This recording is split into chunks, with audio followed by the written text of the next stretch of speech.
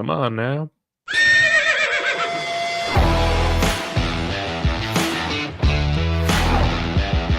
bless Bo Nix. That's a sacrifice. He's grabbed and he's going to be sacked.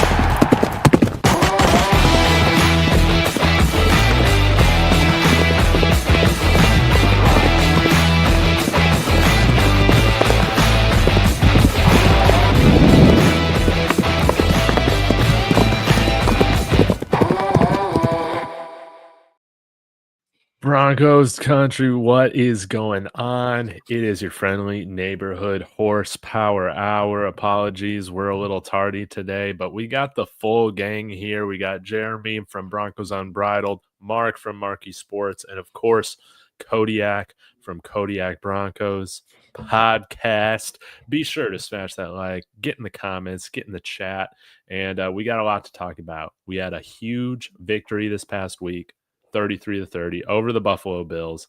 Guys, Jeremy, I guess that was Mike or whatever earlier today. But yeah, the Bills ended up firing Sean McDermott.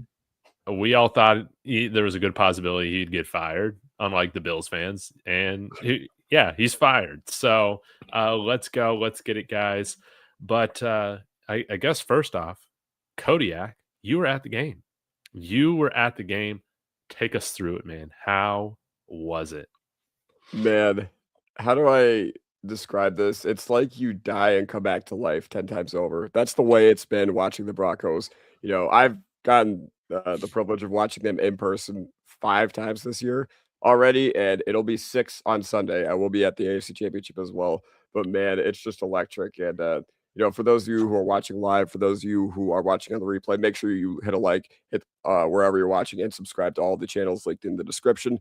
But also, I do apologize because my voice does not sound very good because, even in overtime, I was like, all right, maybe I need to give my voice a rest. But then I was thinking to myself, do you want the AFC Championship here in Denver or not? So I continued to scream along with 76,000 people. And now we got to do the same for Drake May. Now we got to make Drake May's life miserable when they enter the huddle. Yes. Yeah, drink up all the tea that you need, man, because we're going to need you again on Sunday. Let's go through, maybe give away, I don't know, takeaways of the game, or just like we go through a few rounds of shout outs. I think that would be kind of fun. Some different things that we want to talk about with this 33-30 victory. Then we'll get along to the New England Patriots preview. But Mark, why don't you kick us off, man, and we can work our way around. We're just doing like shout outs on players? Yeah, just anything. Yeah. Anything? Yeah. Oh man, there's so much. The list is so long of just all the players of the game. I mean, I want to start off by a special shout out to Marvin Mims in this one. Because it's like every single time you just need him to make a play. And it's unfortunate that it takes injuries to like force them to get him into the offense. But he always makes plays, man. I mean, think about it from last year in the Cincinnati game and the big play that he made to bring that to overtime. And the kick return that he had earlier in the year that opened that game up. He just makes plays, and that's all he did yesterday or on Saturday, I guess. And he was unbelievable, man, to be able to step in for Pat Bryant, who got hurt. Pat Bryant was on pace for 60 catches at one point. I don't know if you guys see that. For real. He got hurt. He was cooking, and then Troy Franklin pulls a hammy, and all of a sudden it's like, damn, the Bills are beat up, and now we're beat up. And Marvin Mims, we thought he was hurt because he got injured on the opening kickoff, and all he does is make plays, man. That's just what he does. That catch in the corner was incredible. Legendary throw. Probably, in my opinion,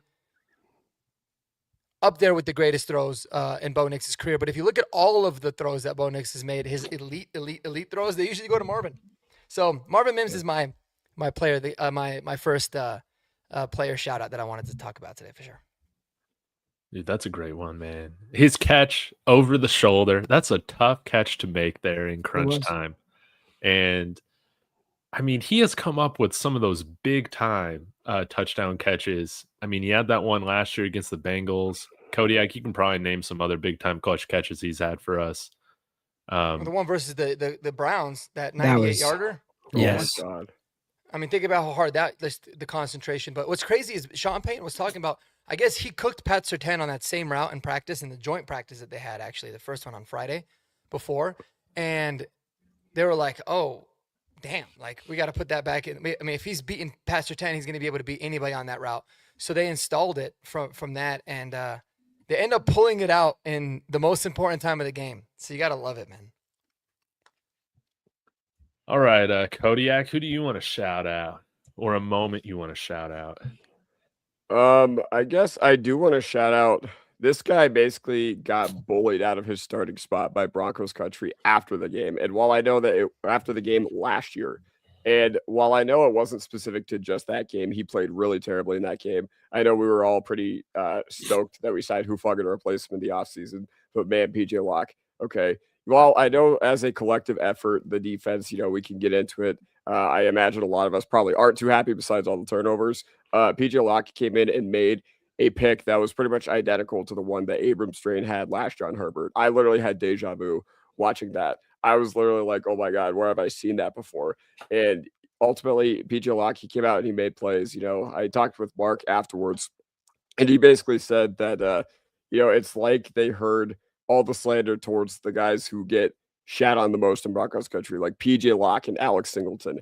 And while those guys definitely had their moments of, the fan base being mad at them, Alex Singleton completely changed the tide of the game with that hit on James Cook. So I guess that's another shout out right there that jarred the ball loose, because Buffalo goes up 14-3 there. It's a really tall task to come back. But no, that pick to limit the damage after Bo's pick by PJ Locke was absolutely incredible. So want to give a huge shout out to him, and shout out to him for filling in for Jones, man. I thought we were absolutely cooked at the safety spot once Jones went down, but he's filled in very admirably.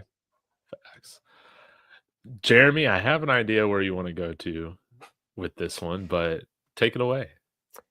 I'm going to get there one way or the other. Sorry, I was suffering with the cold, and then I yelled my head off, so my voice has seen better days. But I just want to say, like, this game, have you ever seen one of those slap fight competitions where the person's just, like, standing right there putting their chin out, and then the other person's just, wow, and who's going to get knocked out first? That's what this felt like. And then we got slapped one more time after the game was over. One for just for fun, extra. But I mean, that was a roller coaster of just, oh my gosh, here we go. And then now they come back and here we go. But you know what? Any non-believers, any doubters, anybody who was out there, national media, we know here and locally in Denver, we all are pretty much on board at this point. But like, Bo Nix just silenced all the critics. Pat Bryant goes down, like Mark said. Troy Franklin goes down. You end up going down 4 in the fourth quarter. You need to make a drive. He's hitting Cortland Sutton on third downs. He's running for third downs. And then the Marvin Mims just absolute dime to go ahead. And then in overtime, I thought it was going to come down what we talked about last week. No drops. Hold on to the football. Hold on to the football. And Cortland Sutton, here we go again. 2 drops. First down, third down. And it was like, please do not let it come down to that. Please do not let it come to that. Jaquan McMillan saves the day, makes a tremendous play. This is also like what the beleaguered have had all season long. Like Kodiak touched on a couple of them. They got their due. Locke makes a huge play. We talked about him. And what a big momentum breaker that was, because Bo had just turned it over. And if they get that, people could start to be like, oh no, here we go. And he just completely flipped it back. The McMillan play, but Alex Singleton as well to start it off, dude. We've been talking about he's not the guy. We got to get an astronaut, and he's the guy. James Cook comes out. He's looking like a world beater, and Alex Singleton said, not today. And that just completely flipped the momentum as well. So it was a slap fight, and we got slapped last, but we also knocked them out first. So well, that ends well. Like, I didn't care how we won, but man, that was an absolute classic. That's all I have to say. Absolute classic of a game. Well said, man. I got to piggyback on it, man. I was so excited for this Buffalo game all last week because we knew that this would be a legacy-defining game for Bo Nix. that it was the opportunity for Bo Nix to rewrite the narrative with the casuals that have just watched his, so-so Thursday night performances, right? And that's exactly what he did, man. He went out and destroyed Josh Allen head-to-head, man. Just destroyed. I think people were thinking Bo Nix was going to play how Josh Allen played and vice versa, man. To show the poise and to have the moment that he had in that late in the fourth quarter, driving us to take the lead again. That's the stuff made from a franchise quarterback, man. I think the one thing that we just didn't know is Bo going to continue to elevate his game in the playoffs? And we saw him do that, man. So to me, he checks every box that you want out of a franchise quarterback. And I mean, just look at some of the other quarterbacks around. I'm still bullish on Caleb Williams, but rough game, man. Outside of a few throws, man, he had some rough moments against the Rams, man. The CJ Stroud, dude, is this guy even a starting quarterback? Oh, that was the memes are painful. Unbelievable all weekend, man. Yeah, would you rather have JJ McCarthy or CJ Stroud? I don't know. I might go with McCarthy there, but yeah, Bo Nix, Andy, who is a real critic of NFL quarterbacks, he says, I can confidently say that Bo Nix is a top 10 quarterback in the NFL. And no doubt he is, especially. Like, you cannot deny it. After that performance against the number one pass defense in the NFL, down two of his main weapons. And no run game. Dude, no run game, man. He was a leading rusher. Yeah. Dude, and these Buffalo Bills fans, man, they had no idea what to do with themselves, man. They could not compute in their brain that Bo Nix outplayed Josh Allen. They want to blame the refs. They want to blame the refs, and I know we'll get to that, but man, Bo Nix, I'm so happy for you. I'm also devastated for you because if we don't get it done this year and win the Super Bowl, 2025 is always going to be known as the season that we would have won the Super Bowl had Bo Nix stayed healthy. I believe it after that game, man. Well, hopefully it's the year that Bo carried us to the AFC Championship and Stiddy got it done. We wouldn't have won the 2015. It's just so weird how this season is so similar to 2015, and then it's keeping going on. Like, we needed Brock Osweiler to come in and steady us during that season. We don't win a championship without him, and now we have to do the same thing with Stiddy. So it's just so weird. Yeah, usually I'm the guy that keeps things rather modern around here, but I did think this was worth mentioning. Man, we always do this, okay? If Brock Osweiler can do this, and not only Brock Osweiler, but if Bubby Brister can come in and do this all the way back in the late 90s, why can't Jarrett Stidham, okay? This is just within our roots, all right? Yeah, that's a wonderful point, man. That's right. About Bubby. There are a few other shout-outs I'd like to get to, but let's continue this, Mark. What's something else that you want to hit on that we haven't hit on with this big time victory? Oh man, your boy David, the franchise punter. I mean, listen, we talked about this, all right, and I think I'm gonna go there today, David. I really do. And how many times we punted this year? A lot more than I think any of us wanted to. By far, in a way, the best punt that Jeremy Crawshaw ever had in his Broncos career so far happened to be the one in overtime that goes 65 yards, I think it was. Let me just double check that. 65-yarder out of bounds at like the 4-yard line or something like that. Unbelievable punt. Franchise punter. And I'll say it, man. He was worth the 6th round pick. All right. I've seen enough. I wish I had a sound effect to hit like a celebration or something. I thought it was gonna take like a fake punt, Jeremy Crawshaw throw for a touchdown in the playoffs that could do it. But no, that was nails. And then another guy I want to shout out is Sam Mustipher. Dude, thank you. Yeah, dude, you talk about shout out. You talk about injuries. Alex Forsythe goes down. We're already on a backup tackle. I didn't even notice. To be honest with you, I thought that Alex Forsyth came back in the game. I thought he only missed a couple drives or a drive. No idea that Sam Mustipher was in the game, and that's a really good sign. Communication was great still. For the most part, I mean, they didn't have any false starts, pre-snap penalties, maybe some blitz call-outs, whatever. But, man, just awesome that, we just brought this guy back a couple weeks ago, and he's in there playing and doesn't miss a beat. So shout out to Sam Mustipher as well on that. The list of the players of the game is it could be endless. It really can be. Honestly, with Sam Mustipher, though, I don't know if you noticed this, Kodiak. I mean, rarely do you see offensive linemen get grades in run blocking in the 70s, man.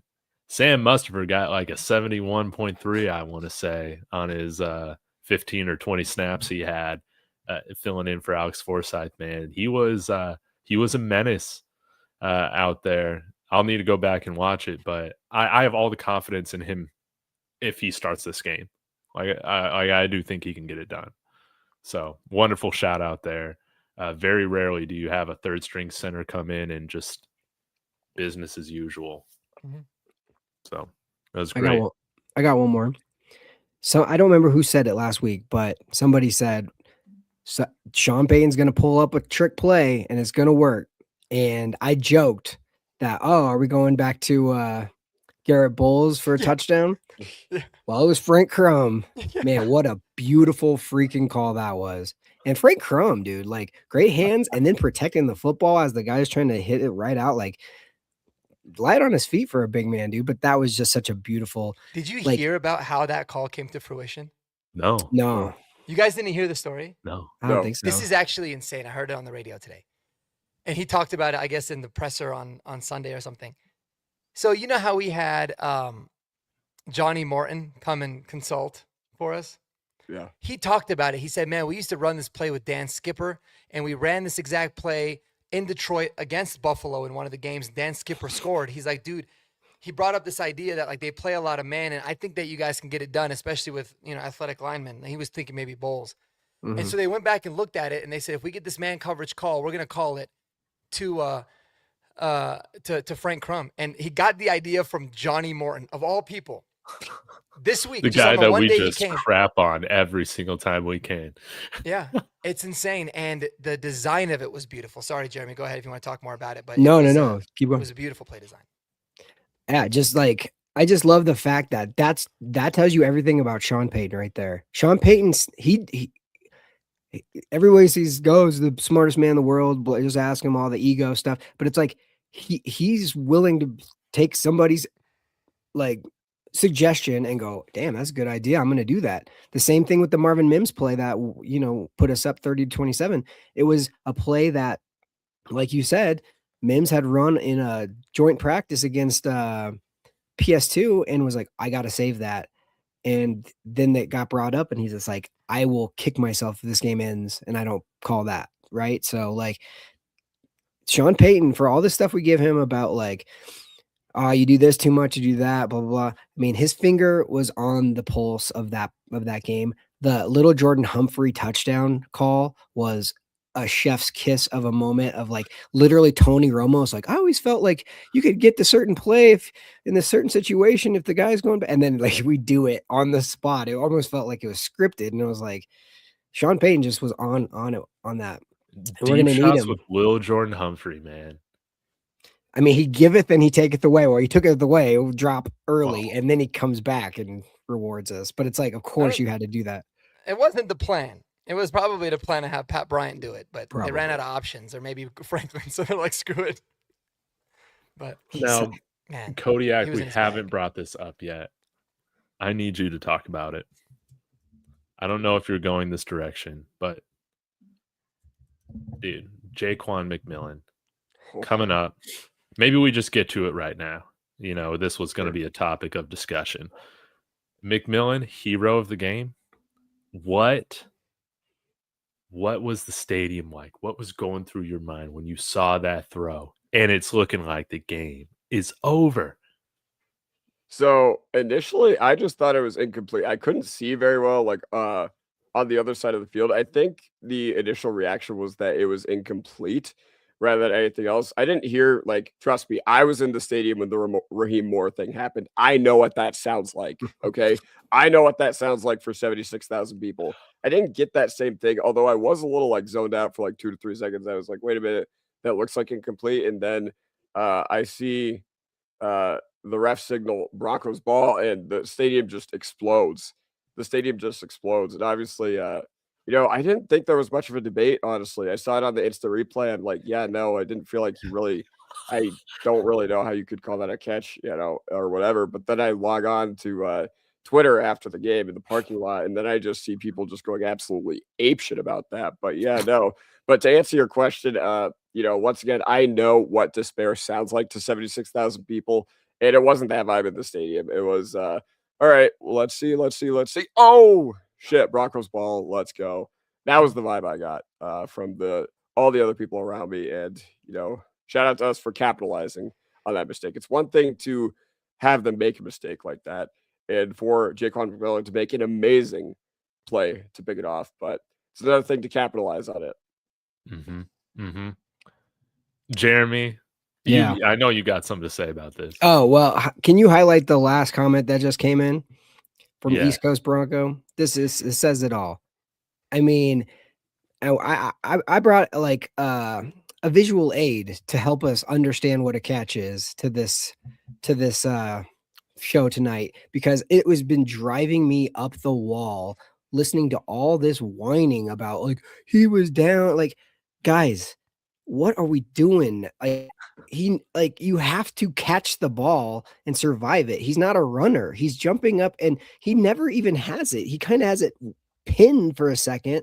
So I hated the whole, like, we can never just win clean. They always have to come up with some sort of, the ref screwed us, blah, blah, blah, blah, blah. It was like, no one in a million years, like, that is not, I don't like it. So, David, can we roll this clip?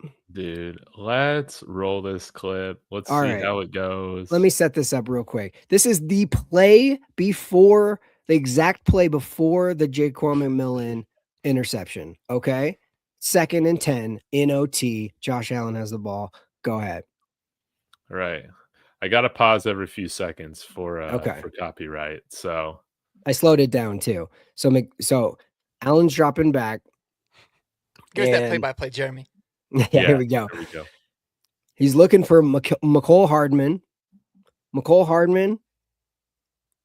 Bad throw. And this, if he catches this, by the way, they're in field goal range, as you can see the target line. So this is a humongous drop that nobody's talking about. But hits McCole Hardman. Doesn't hit the ground. McCole Hardman pulls up, catches the football. And then what happens? Oh, the ball pops out, doesn't survive the ground.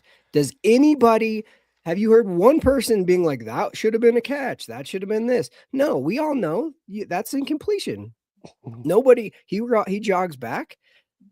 It never hits the ground, but he doesn't survive it.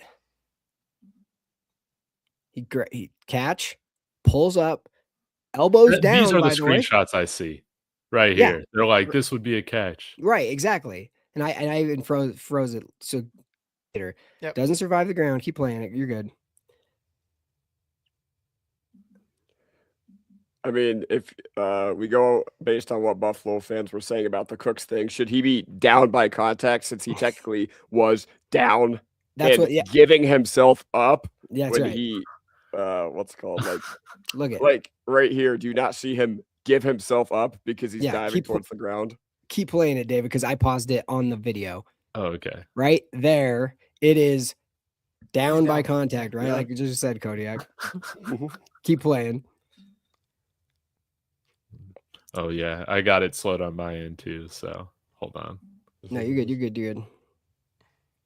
And then there you go. Pops out. And they jog back. Nobody cares. Nobody remembers this. Whatever, right?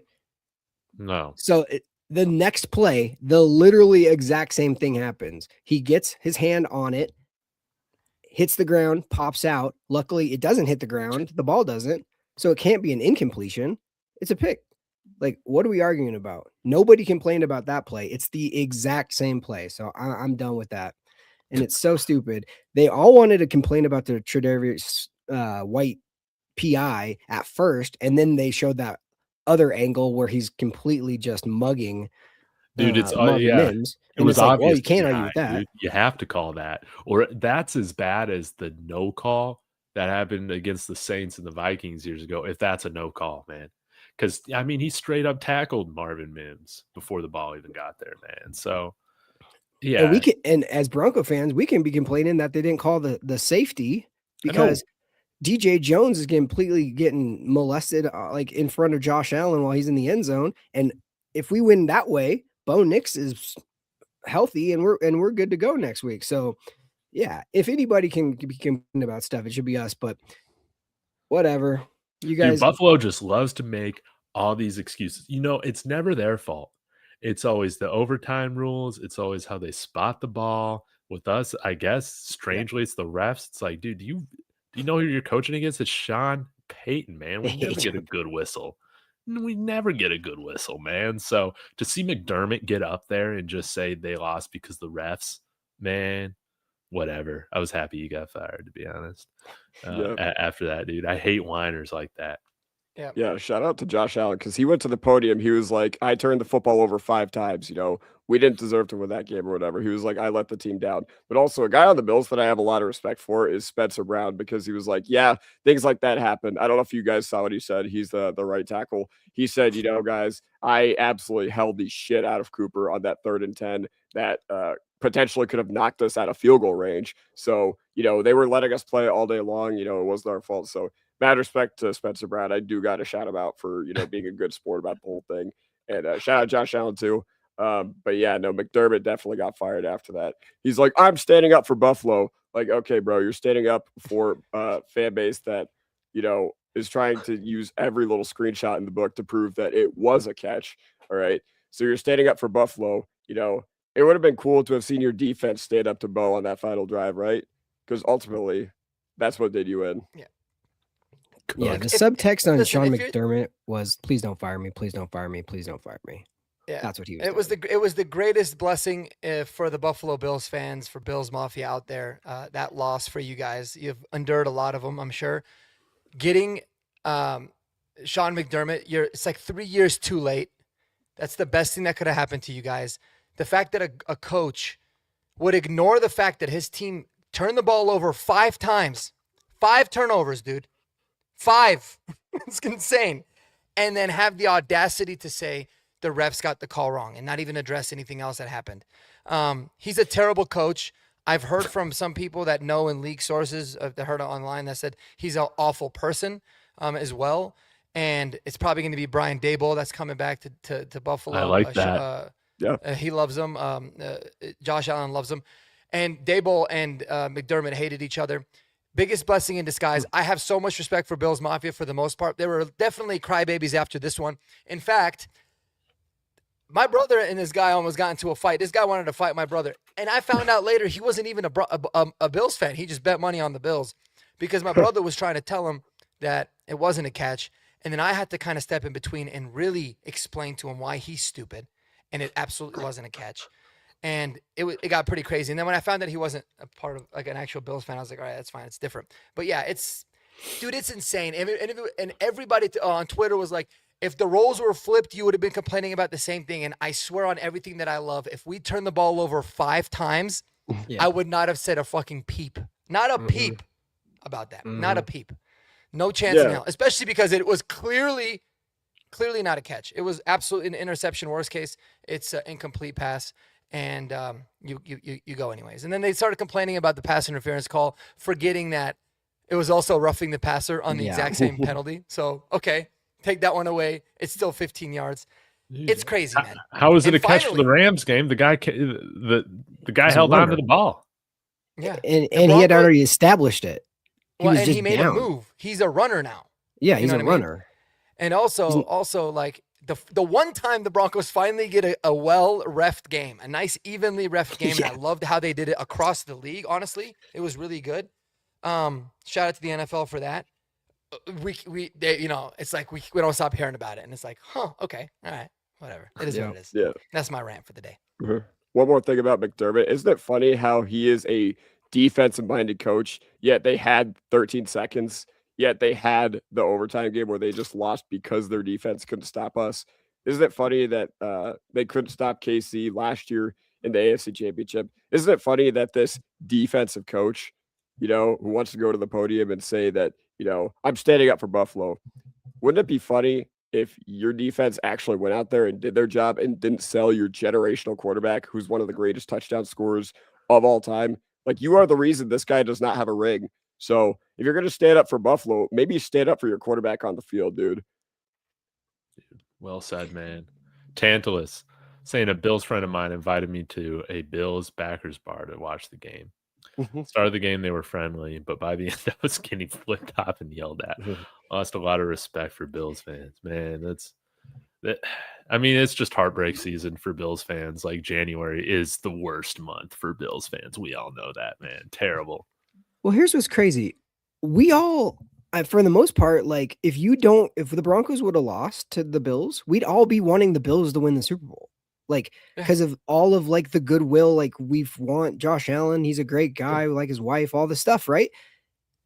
They can't shut up now. And it's like, okay, screw y'all. Like, I'm done with that. Like, I wanted you guys for so long. And the level of, it'd be fine if you're whining about something legitimate, but just like this constant, like, you have nothing to whine about. Like, they got the call right, and you're still you can't be dealt with. Like, all right, fine.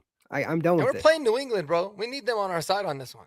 Why the hell would they not root for us? Yeah, man. I don't know. Yeah, they got to. I guess before we get to a Jeremy segment, any other last shout outs for this victory? I know we've done our own post game shows and stuff like that. Kodiak, is there anybody else that we're leaving out that you want to shout out? I mean, you guys already kind of did touch on it. Shout out to the wide receiver room for just, being able to adapt, and shout out to the conditioning of Sutton and Lil Jordan and Marvin to, especially Marvin, to not only play on a kick return or whatever and punt return, but, make an impact in this receiving game. Because I guarantee the plan throughout the week was probably have him on the field for 15-20% of the offensive snaps, which that drives me nuts. Just so you know, there's no more excuses for us to not, deploy Marvin Mims in a bigger role. Like, next year, we need to take that a little more serious, okay? No more Troutmans, no more Prentices. All right, I'm done with that. If you're going to bring in all those guys that block on this offense and you're not going to run the ball, then it's not even worth it. Stylistically, we got to change some things on the offensive side of the ball. But once again, no excuses for Marvin Mims to not have a bigger role in this offense going forward, okay? Like I said, I know Sean Payton goes to the podium at least 6 times a year and says, we're going to get Marvin more involved on the offensive side of the ball. And it took 2 injuries for Marvin Mims to finally get that consistent chance throughout the game. And yeah, overall, huge shout out to our wide receiver room. Yeah. Yes, I know Sutton dropped some in overtime. Yes, I know Lil Jordan had that pass go straight through his hands, but all's well ends well. Okay. We can criticize them as well, but also acknowledge the job they did. If we're going to be missing Pat Bryant and Troy Franklin, y'all know what that means. Oh, dude, I'm so confident A.T. Perry is going to get elevated this week. No, I really am, though. Like, ironically. Man. But it took a lot of injuries for that to happen, but he will for sure be available for this game. It's him and Stiddy, bro. Stiddy Perry. Him and Stiddy got some, they played with each other on scout team a lot, so they've got some chemistry. Yes. Well, shall we get to it as we turn the page, look ahead to the evil New England Patriots? It feels great to hate them again. By the way, they had such an easy game this past week. When you go against a quarterback that turns over the ball 5 times or whatever, 4 times in the first half, just bad energy all around from CJ Stroud. I mean, the Houston Texans, I'll say this, if they had Jarrett Stidham playing in that game, they're playing in Denver this weekend, man. But CJ Stroud, man, he sold them.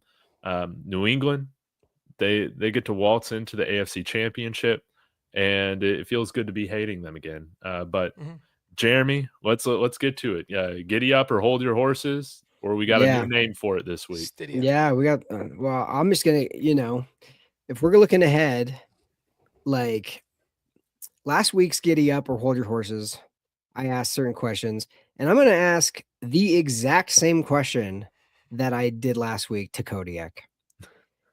This game is going to come down to the legs of Bo Nix, which means the leg is broken now, and Jarrett Stidham is in. Is it going to come down to Jarrett Stidham? Yeah. Yeah. I just don't see why it wouldn't. Okay. The reason I think that, we're going to be relying on him to win this game for us is because honestly, ever since the bye, haven't really been too thrilled with the defense. I know they got all those turnovers last week, but I was hoping we drew the Texans because I felt like their quarterback would actively give us points. All right. I was like, whatever, we can win like a 10-7 rock fight against them if we have to. But, we're going to have to play a shootout against Drake May. We're going to have to play a shootout against the New England Patriots because honestly, I just don't have a lot of faith in this defense to stop the New England Patriots just based on what's transpired on the defensive side of the ball. Not saying it can't happen. Crazier things have happened. We know what they're capable of. But Vance Joseph I think his mind is somewhere else other than Broncos country right now. That being said, he has looked very, very flustered against two very strong fronts, rushing the passer in the Chargers and the Texans. And I guess you were pretty lucky that you were going up against two of the NFL's most battered offensive lines because nobody remembers how Drake May looked during that game. Yep. But I think, if you could get after May, then that's fantastic. But I think it's going to be a shootout.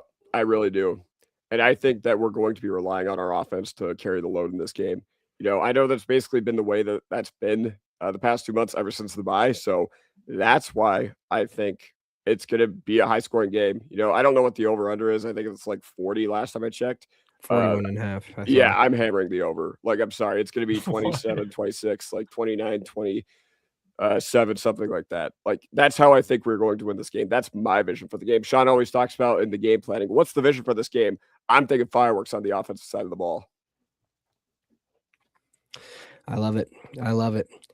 Sticking with the same theme, let's go. I'm going to go to Mark here. Who has more pressure on them, Jarrett Stidham or Drake May? Oh, Drake May, easily. And he will have a lot more pressure on him.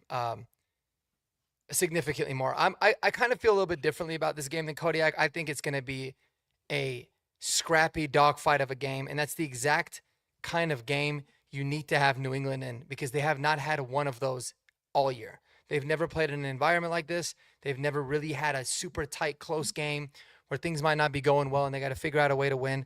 That's how the Broncos have done it all year. I think that's going to give them the best chance. I think with Stiddy, man, he's like, here's the thing. He's just got to go out there and do exactly what he knows that he can do. Like, one thing you always will see with backup quarterbacks, especially good ones, is that the offense will look like it's in rhythm. Things will be kind of working pretty decently. It's not going to always be like flashy. He might not extend the plays and make the throws that Bo does, but I think that he'll be able to be solid overall for us. But man, a lot more pressure on Drake May, in my opinion, on this one. I mean, they're heavy favorites going on the road. He obviously feels like he should win this game because it's not him against Bo Nix, it's him against a backup quarterback. And he's got a fumbling problem, man. That's the only criticism I probably have of Drake May's game. I'm a big Drake May fan. He was my number one quarterback coming out of the draft. Is he fumbles the ball a lot. And you'll have the opportunities to force fumbles. You'll be able to get some pressure on him, make things a little bit difficult on him. So I think easily Drake May's got the most pressure this week.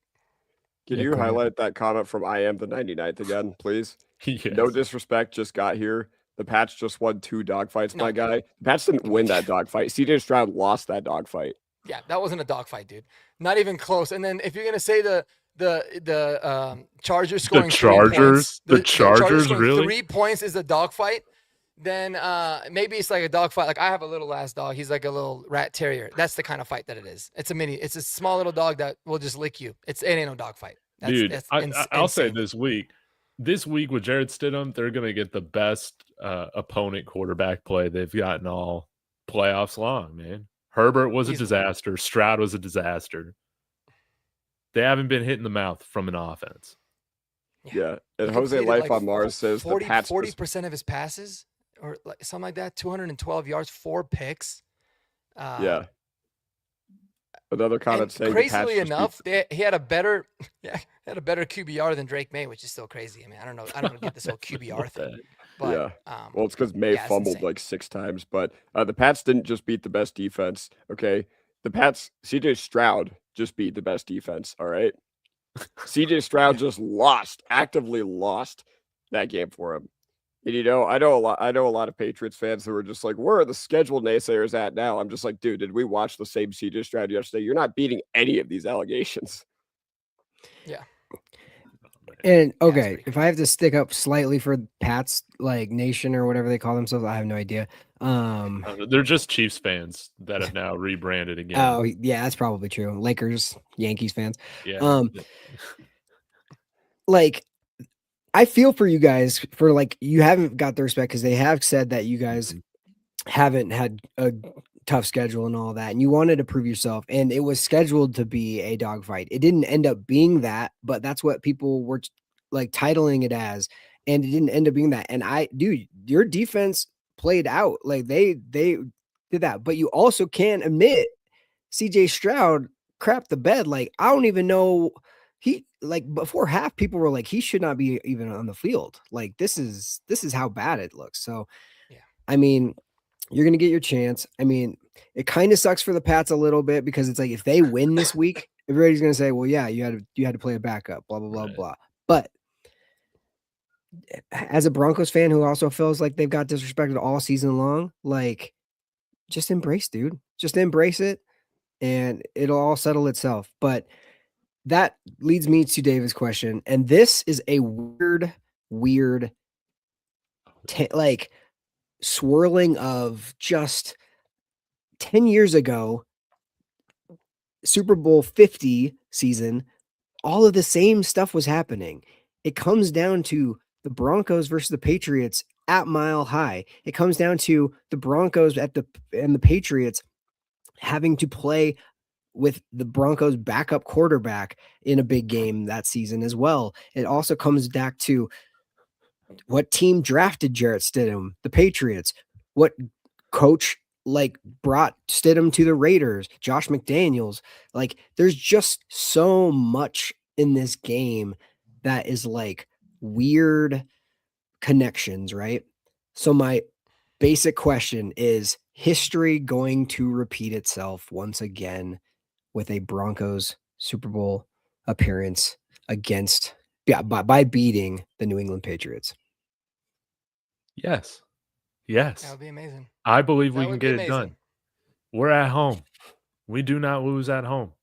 And I think even though our defense has been barbecue chicken, it has been absolute buns the past like month or so, month and a half. I think we're going to get a fantastic effort. Why? Vance Joseph can't interview this week, baby. He's going to be putting together a good game plan and knows that he's probably got the Arizona Cardinals job if they can just have one more strong performance, right? You'd like to think that. So, yeah, the Patriots, they got to come in here. And yes, like they got all the pressure on them. They're 5.5-point road favorites coming into this game. We still got pretty much everybody healthy on defense minus Brandon Jones. Okay. I know New England's offensive line. I mean, it's not as big as the Buffalo Bills, although they do run the ball very, very well. So again, I'm not saying this is going to be a cakewalk. I think that this is going to be another close game.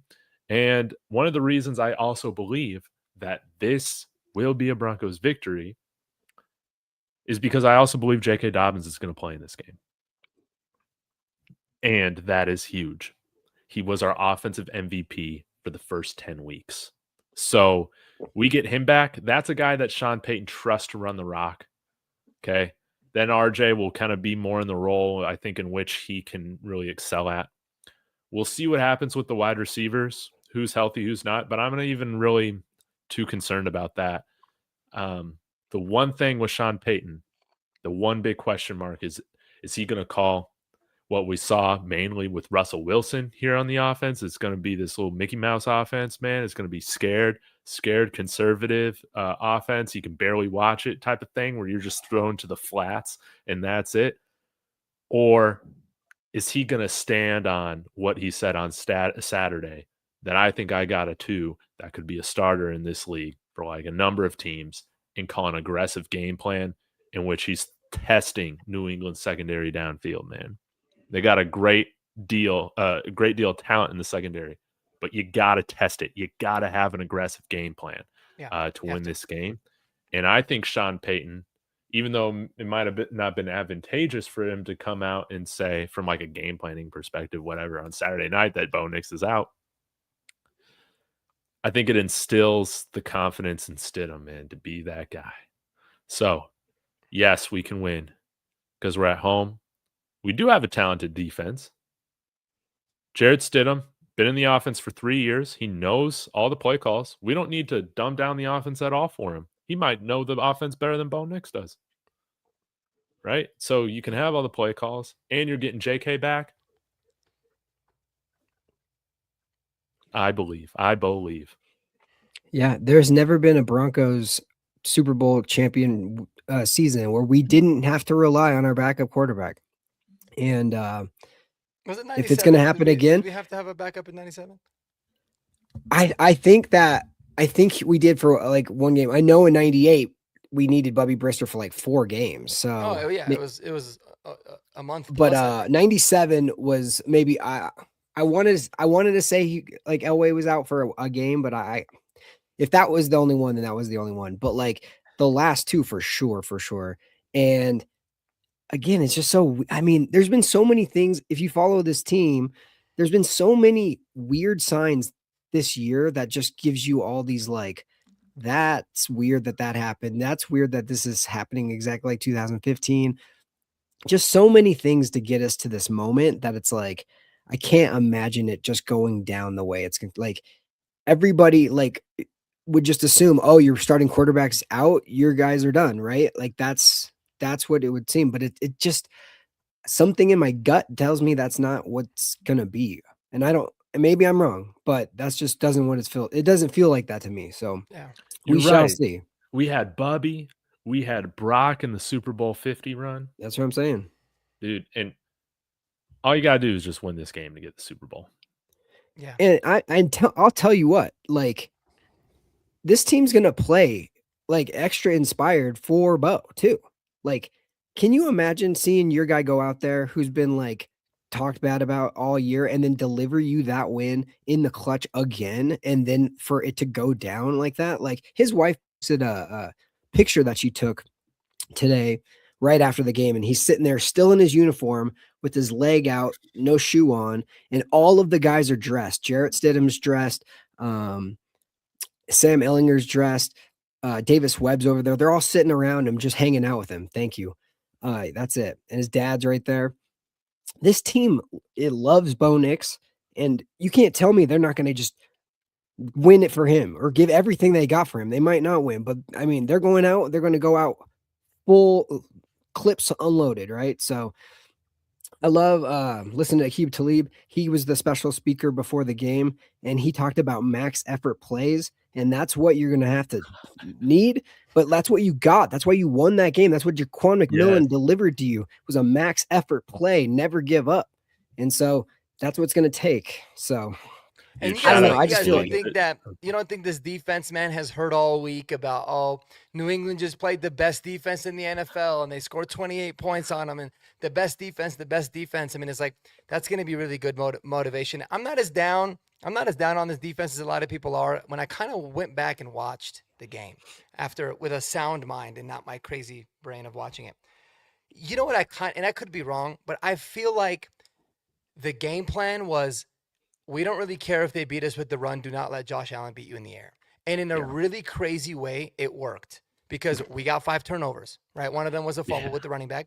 The other 4 were interceptions on Josh Allen. And love it or hate it, it worked. And the reason I believe that is because we kept having light boxes the entire game. We didn't care.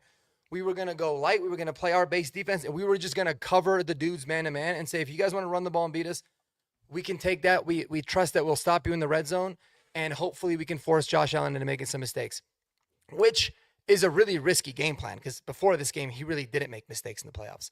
Yep. But it worked. We got some good red zone stops, big time red zone stops, especially the one in the fourth quarter to make them go up 4 instead of potentially 8. And we kept getting turnovers. It worked. So it worked out. So I think that I think Vance is going to have something cooked up, but this defense is going to go out there and they're going to play their ass off, man. Yes. Yeah. I mean, they know that game didn't go the way they wanted to. And yeah, the turnovers is what saved us on that. But like, they know, they saw what James Cook was doing to him and all that early. And I think they want to show exactly why this defense has been rated so high all season long. And, in prime time, in the biggest moment, exactly what happened 10 years ago, right? It wasn't Peyton Manning was not Peyton Manning 10 years ago, right?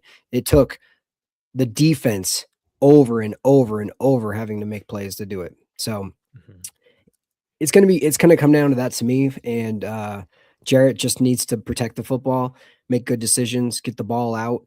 And my biggest thing is Bo Nix. He covered so many sins of the offensive line that people completely glossed over, because there was so many times when there was a free runner in his face and Bo just could get out of it. And then they go, oh, the Broncos have the best offensive line because look how there's no sacks. It's like, there's no sacks because he gets out of it. Yeah. You know what I mean? They had zero sacks, and there was a lot of pressure last game. Exactly. So Jarrett Stidham is going to need to be mobile, and he can do that too. He's a little more pocket guy than Bo is I'm going to get out of the pocket. But if he plays smart and the defense on the other side, it's going to come down to the defense getting to Drake May and knocking the ball out again. Nick Bonito and Jonathan Cooper, those kind of guys are going to need to keep that up and jump on that football.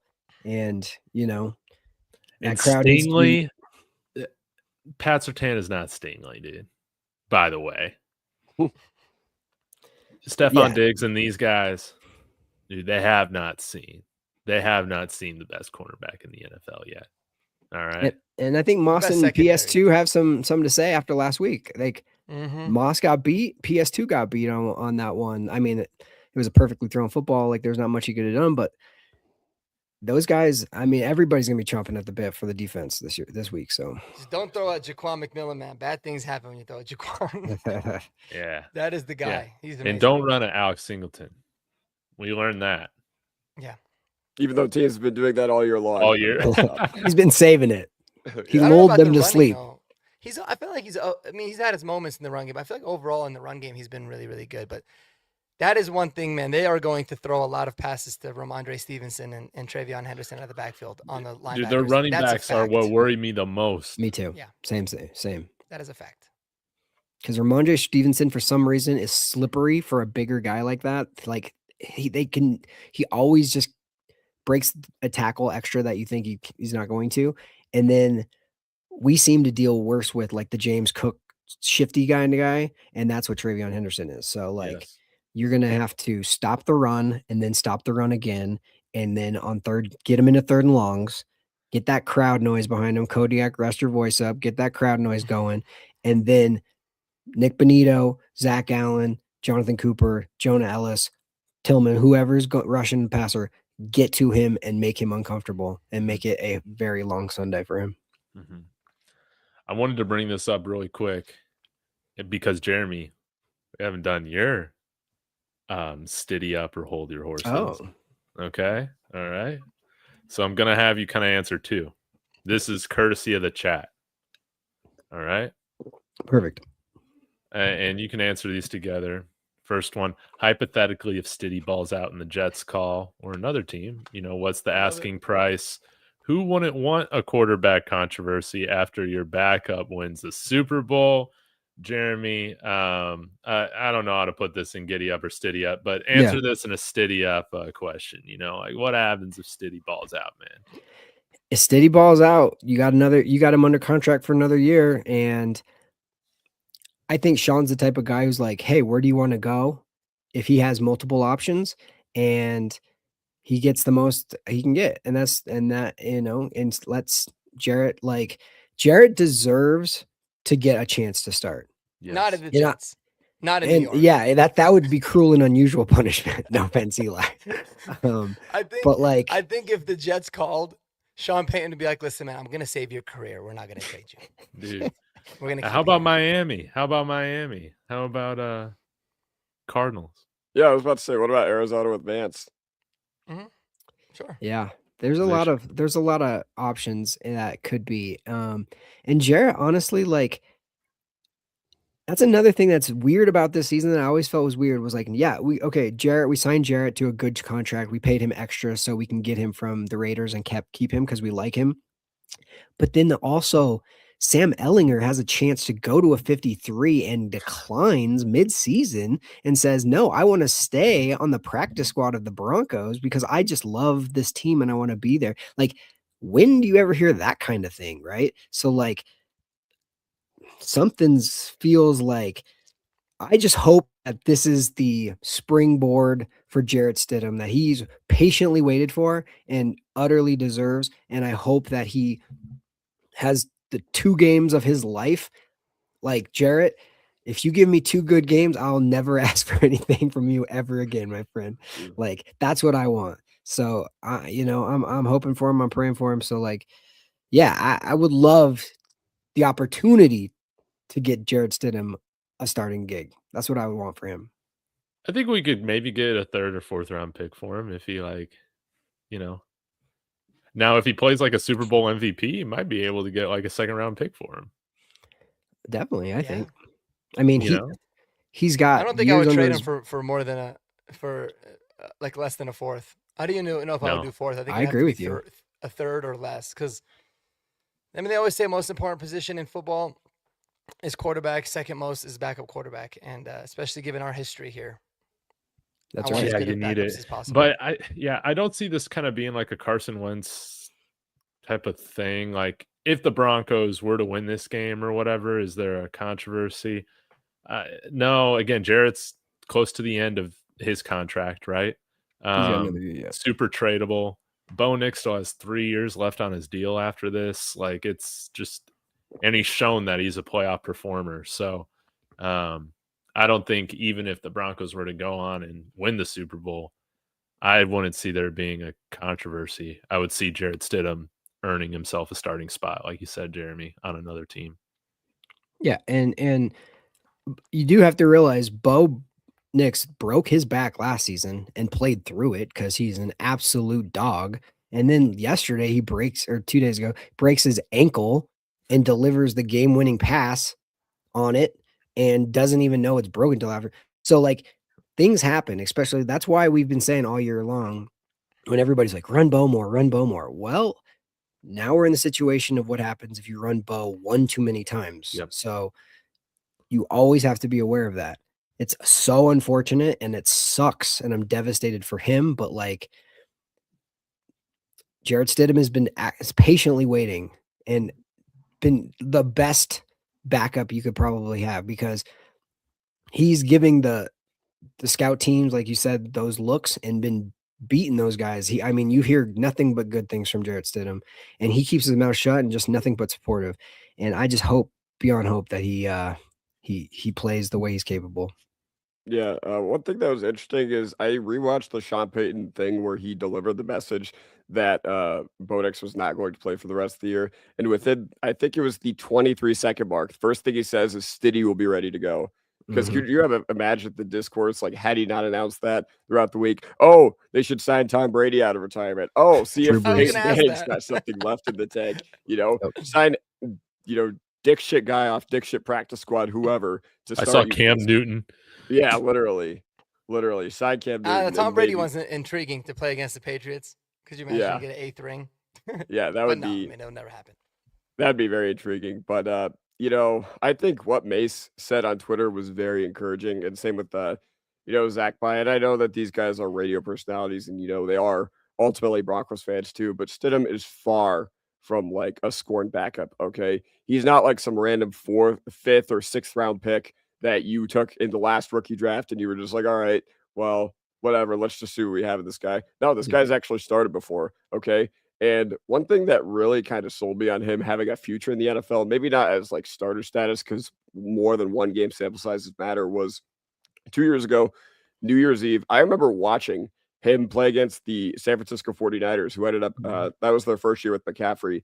And that was the year they kind of just ran out of quarterbacks and got bounced by Philly in the AFC Championship game. But they were hot. I mean, Stidham was going toe to toe with Brock Purdy and Kyle Shanahan. That was a lost year for the Raiders. So, yeah, ultimately, that's the big thing there. And overall, Zach By said it, man. This guy is far from like a scoring backup. It's not like we're throwing Trey Lance out there. Had Buffalo magically moved on and had Buffalo, had to start Trubisky or something, I think the vibes would have been a lot different for them than it is in Broncos country now. But you guys said it best, okay? He's been in this building for 3 years. He's been in this city for 3 years. Hell, he probably had an opportunity to go somewhere last March, and he probably chose to stay here. You guys remember what happened when he was just like, oh, I know I'm a backup in this league, and everybody absolutely flamed him. Well, guess what? 7 months later, he re-signed with us. He chose to stay with us for a reason. And next man up mentality in the NFL. Yeah. And the last thing I will say about this is if you guys have Spotify, you have to listen to Nick Foles' podcast. It's The Season with Nick Foles and Evan Moore. And he just basically gave Stidham all this advice. I hope to God Stidham calls Nick Foles at some point this upcoming week. I think if you're setting your expectations for him to be Nick Foles, you're kind of setting yourself up for disappointment. But, I think if you're Jared Stidham, you have to look at that. And Nick Foles, he tweeted out something in support of Jared Stidham. He was just like, guys, the Patriots, they have lost this game before. All right. Let's not say the Broncos are down and out just yet. Yeah, they seem to struggle against backup quarterbacks in championship style games, I believe is what he said, which I mean, I know that's a funny tweet, but I like just him in support, like that's pretty cool, dude. That's a good opportunity for him. I think what people are forgetting too, man, like the big X factor here is Sean Payton's history with backup quarterbacks. He won 5 in a row with Teddy Bridgewater.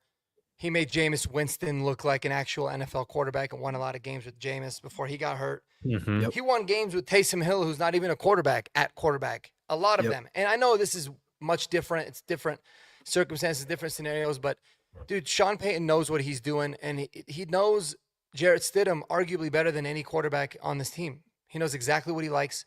He knows exactly what he's made out of. He sees him he listens to him in the quarterback meeting rooms every single week. So it's the smoothest transition that you could possibly ask for, given head coach's history, relationship with quarterbacks. It's not as bad as I think a lot of people want to, should make it out to be. I think it's gonna look decent. It's gonna look pretty solid. Mm-hmm. Yep, Mm-hmm. I agree. I wanted to read this comment here from Quiet Money. It says, "Is it just me, or did it seem like in preseason Stiddy had more control of the offense than Bo? I know he doesn't have the physical attributes like Bo, but he did seem more in control." And I would agree with that, man. Like, he was 30 of 38 in preseason. Dude, people wanted him to start. There was a contingency, right? Mm-hmm. Bo's a little inconsistent with his mechanics. Maybe we should just start Stiddy. So, for all the Stiddy believers, man, you get your opportunity now. I'm real excited for it. Guys, we've been at this for a little over an hour. It's looking like the national championship just ended. Pretty good game. Yeah, looking like Miami just threw an interception on the final drive. So congratulations to the Hoosiers on taking care of it. But man, any other I guess maybe we give some predictions with how this goes. Do you guys feel down for that? Want to do some score predictions? Who wants to go first? I'll go, man. I got this as a classic Broncos frustrating game, but we stay in it. Make it muddy, make it tough.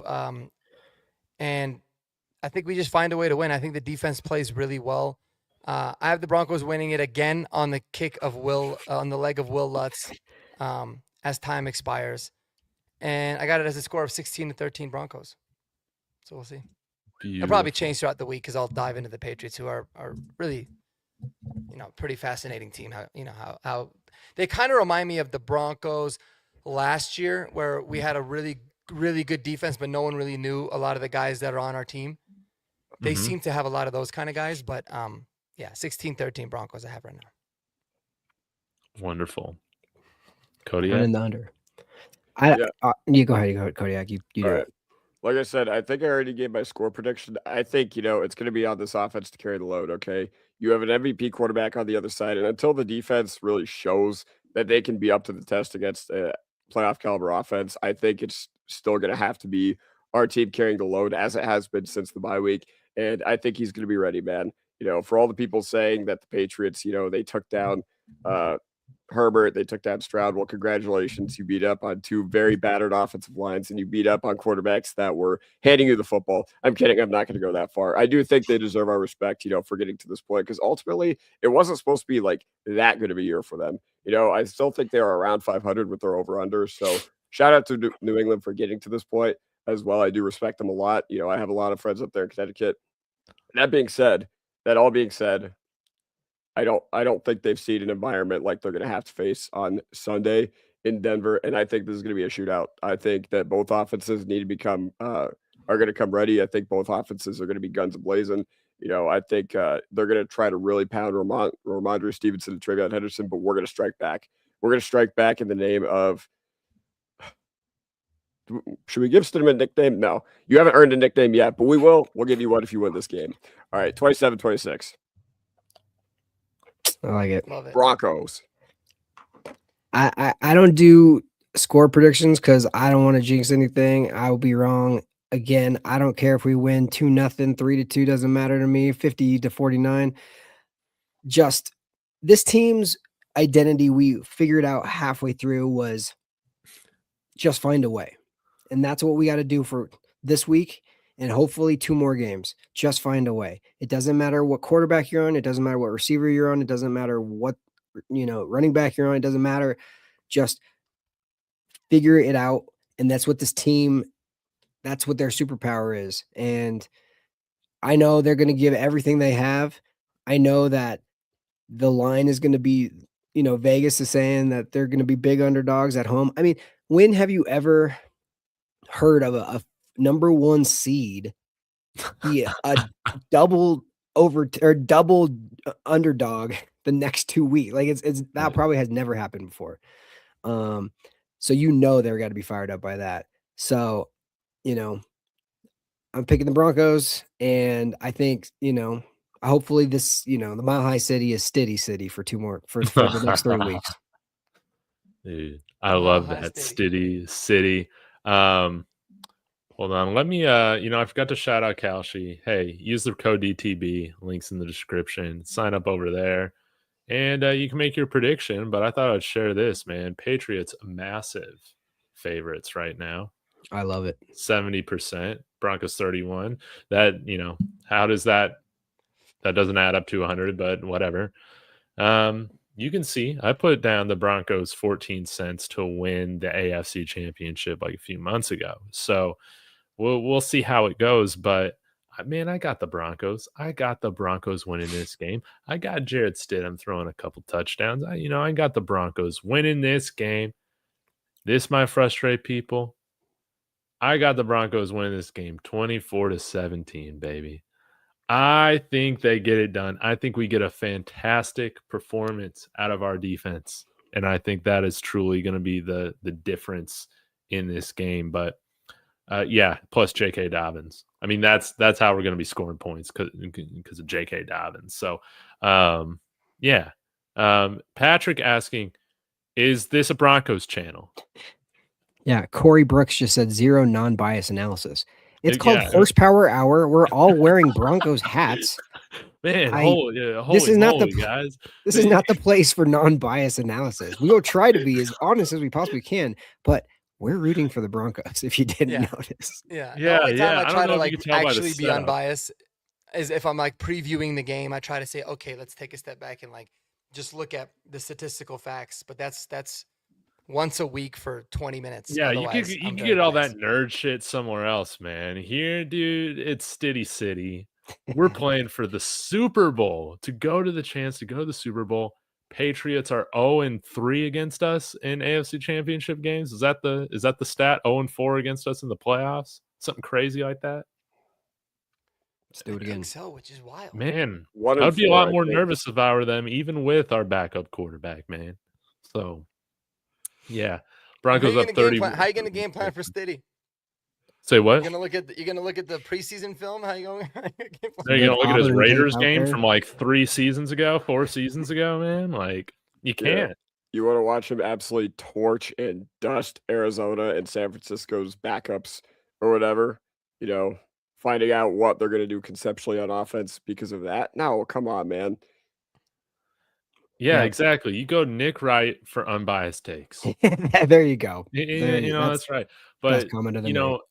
Patriots fans, you're going to learn the name A.T. Perry after this game. I'll tell you that.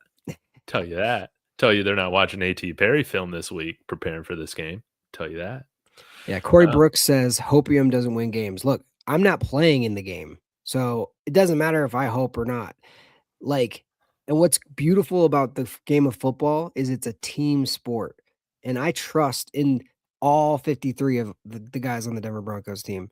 It's going to take maybe all 53 of those guys, and our defense is going to come as hard as you've ever seen, and our offense is going to be making plays for Bo and for Jarrett. And Sean is going to relish the opportunity to be the underdog again and to show the world exactly why he's known as being this coach that can coach people up and do that. Like, there's a part of Sean once he got over like the devastation for Bo that was like, I got something cooking.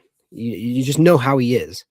He, like, the bigger the challenge this team has, it almost like doesn't play well unless it's got something on the line. That's who this team is. That's right. We got a coach who drafts basketball players in the NFL draft. Okay. No other coach does that. He's got something up his sleeve. Right.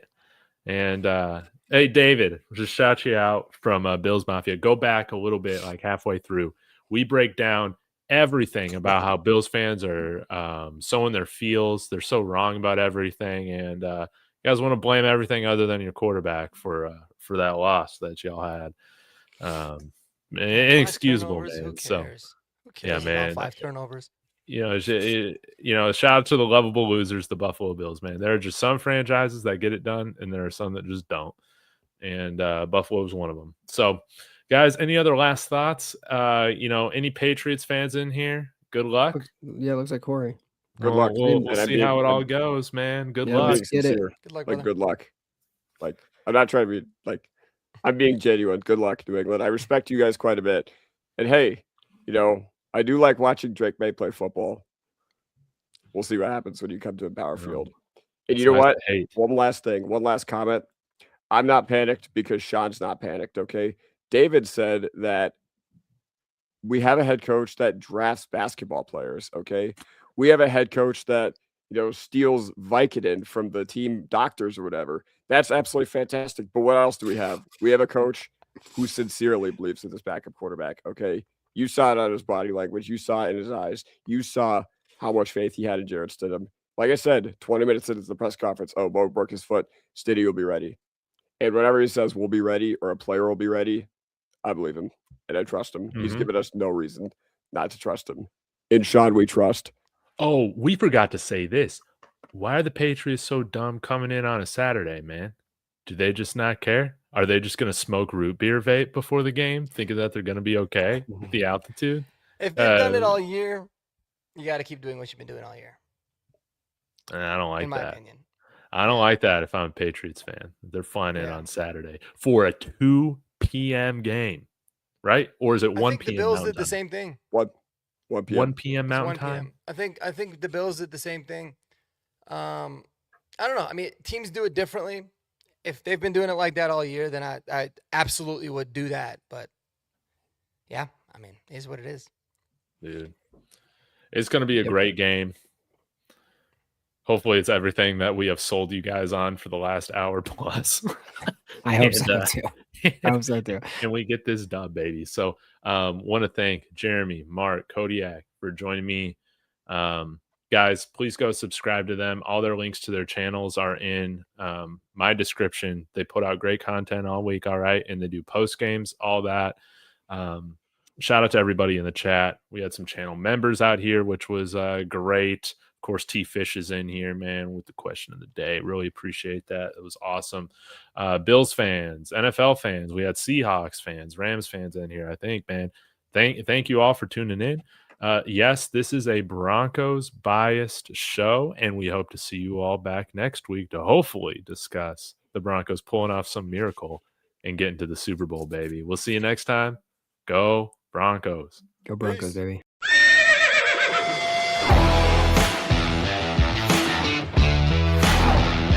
God bless Bo Nix. That's sacrifice. He's grabbed and he's going to